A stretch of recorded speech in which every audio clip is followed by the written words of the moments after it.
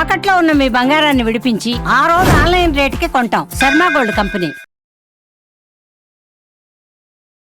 నమస్కారం, మీరు చూస్తున్న సుమన్ టీవీ. నేను మీ కీర్తి. నాతో పాటు భారతీ శంకరపీఠ వ్యవస్థాపకులు బ్రహ్మశ్రీ తిరుపతి మూర్తి అవధాని గారు ఉన్నారు.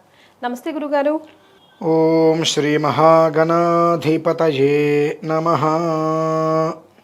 గురుగారు, మన రాత కానీ లేదా రాసులు కానీ ఓవర్ నైట్ బికారి, ఓవర్ నైట్ రాజులను చేసే అవకాశం చాలా వరకు కనిపిస్తోంది ఈ రోజుల్లో. ఫర్ ఎగ్జాంపుల్, కుంభమేళాలో పూసల అమ్మాయి దగ్గర నుంచి చూస్తే ఈ మధ్య కాలంలో ఇద్దరు అమ్మాయిలు ఆడపిల్లలు చేసిన హల్చల్ కానివ్వండి, ఇంకా చాలామంది, ఫర్ ఎగ్జాంపుల్గా నేను వాళ్ళ పేర్లు తీసుకుంటున్నానేమో తప్ప, అప్పుడు వరకు ఉన్న స్పాట్లైట్లో ఉన్న వాళ్ళు ఒకేసారి డామ్ అని పాతాళంలోకి వెళ్ళిపోవడం, లేదా అసలు ఎక్కడా లేని వాళ్ళ పేరు కూడా ఒకటేసారి భూమిలోకి రావడం.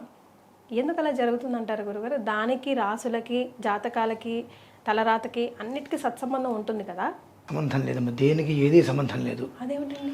ఇదంతయు కూడా మానవ కృత్యం.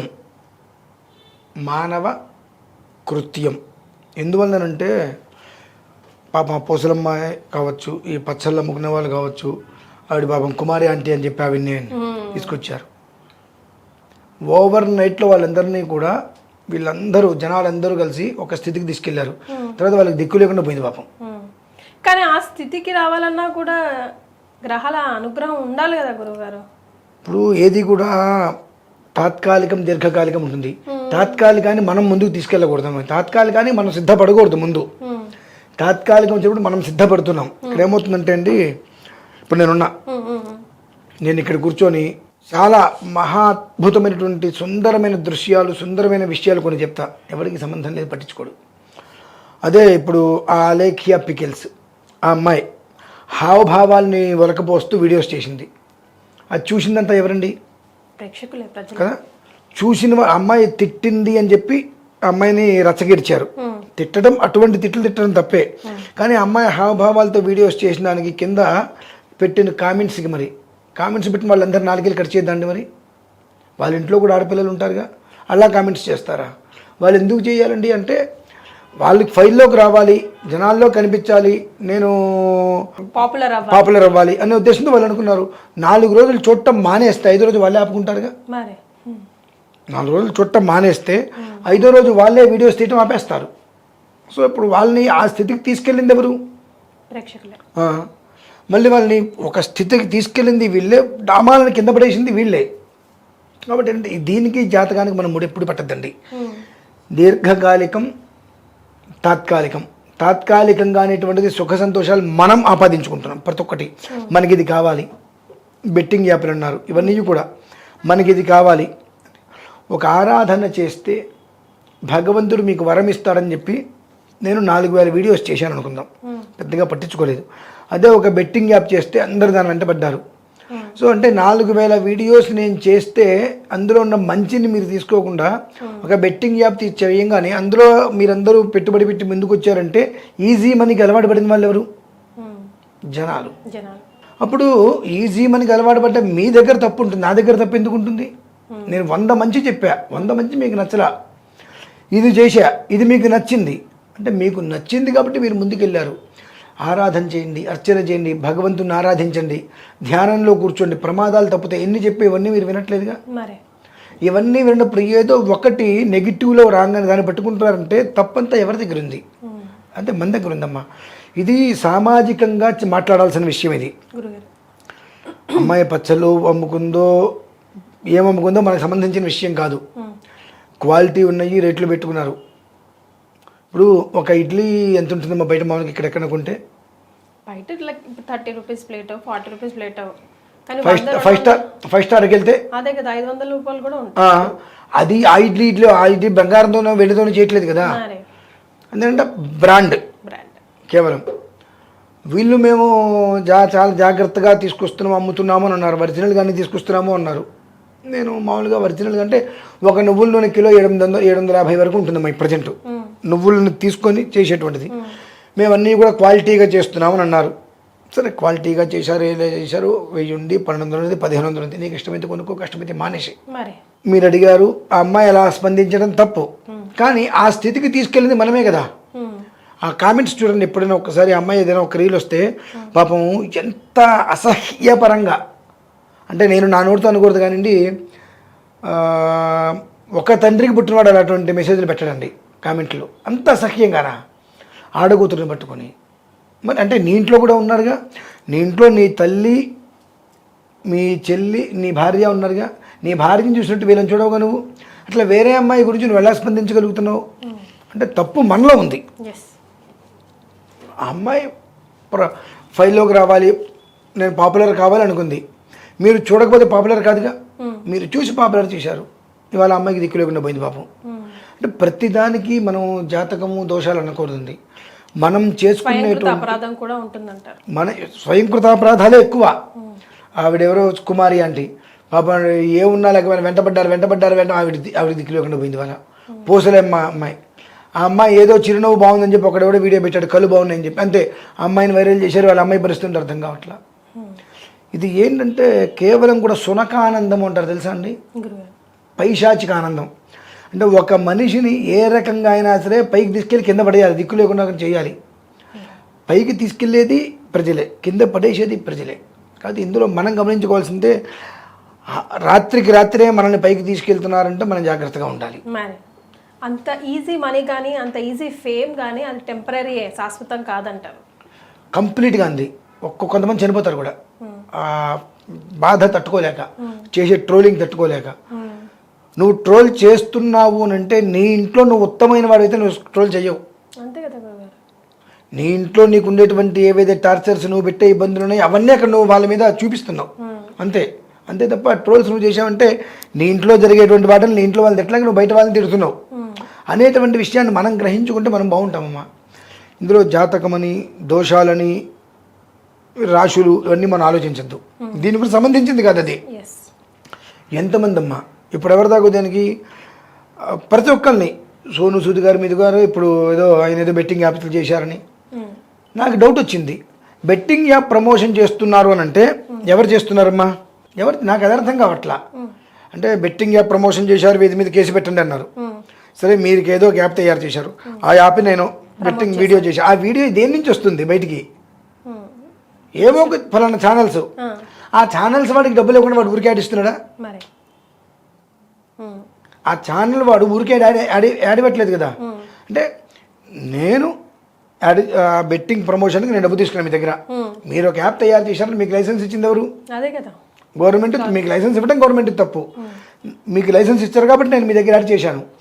వాడు డబ్బు తీసుకొని వీడియో అప్లోడ్ చేశాడు, యాడ్ ఇస్తున్నాడు.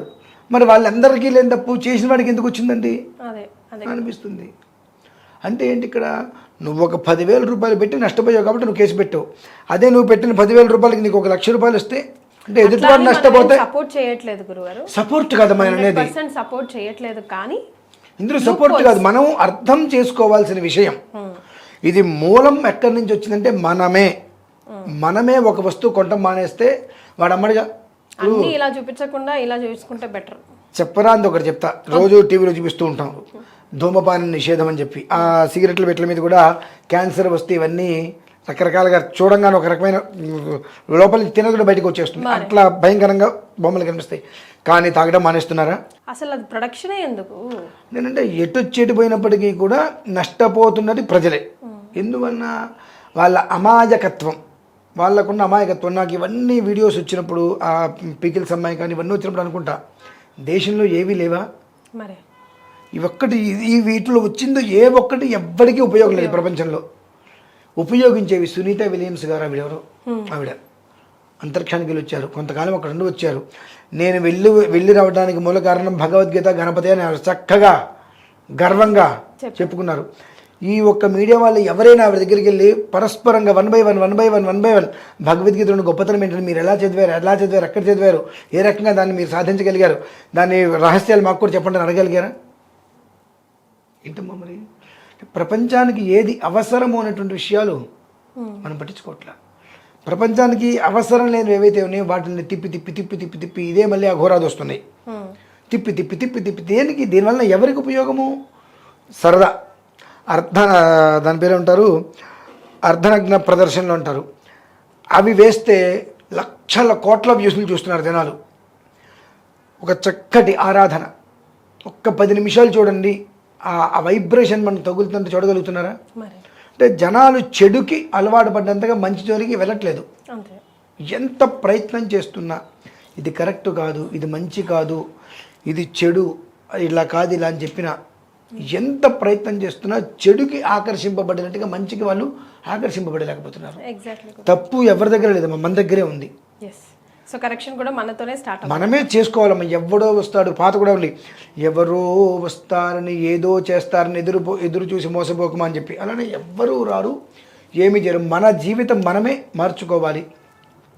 ఇటువంటి వచ్చినాయి, అసలు ఇది అవసరమా?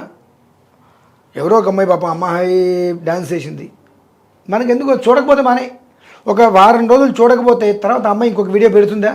మరి నువ్వు చూస్తున్నావు కాబట్టి అమ్మాయి పెడుతుంది, నువ్వు చూడకపోతే పెట్టదు కదా.